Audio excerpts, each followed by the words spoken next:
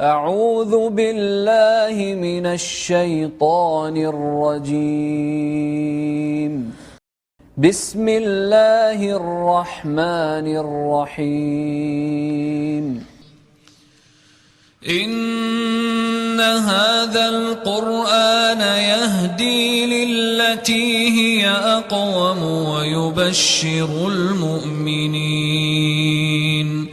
ويبشر المؤمنين الذين يعملون الصالحات أن لهم أجرا كبيرا وأن الذين لا يؤمنون بالآخرة أعتدنا لهم عذابا أليما.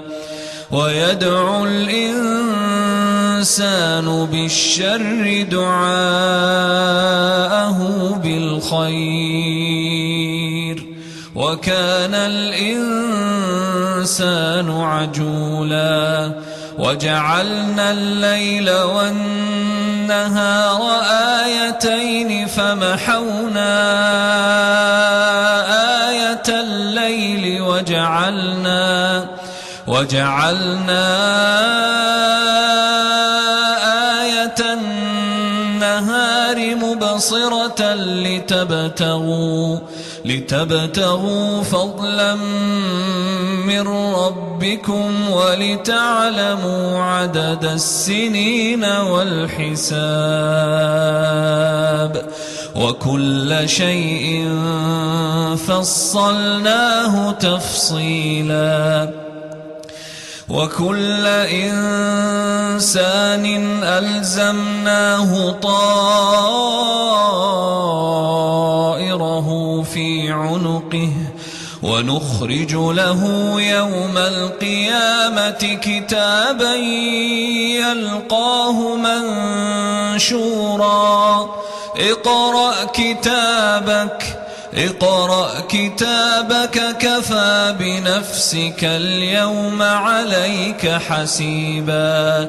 من اهتدى فإنما يهتدي لنفسه ومن ضل فإنما يضل عليها ولا تزر وازرة وزر أخرى وما كنا معذبين حتى نبعث رسولا. وإذا أردنا أن نهلك قرية أمرنا متر فيها ففسقوا فيها فحق عليها القول فدمرناها تدميرا.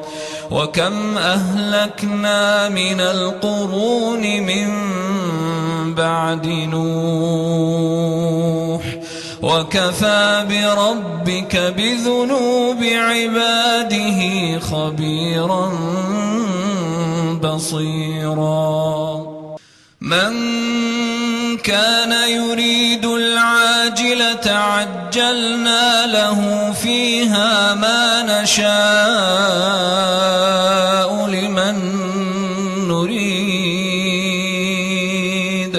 ثم جعلنا له جهنم يصلاها مذموما مدحورا.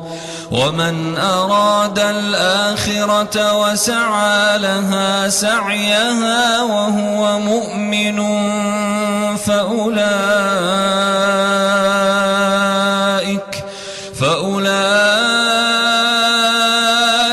كان سعيهم مشكورا.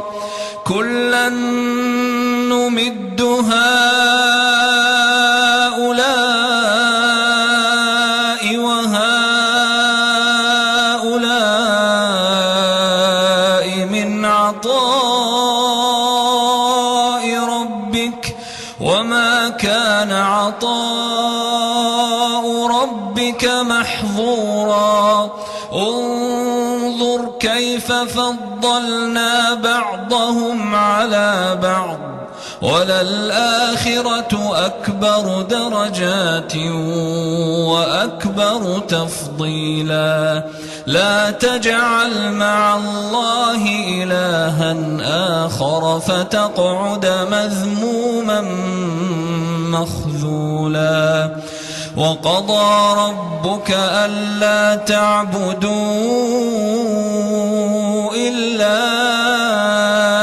إياه وبالوالدين إحسانا إما يبلغن عندك الكبر أحدهما أو كلاهما فلا تقل لهما أف ولا تنهرهما وقل لهما قولا كريما واخفض لهما جناح الذل من الرحمة وقل رب ارحمهما كما ربياني صغيرا ربكم أعلم بما في نفوسكم إن تكونوا صالحين فإنه كان للأوابين غفورا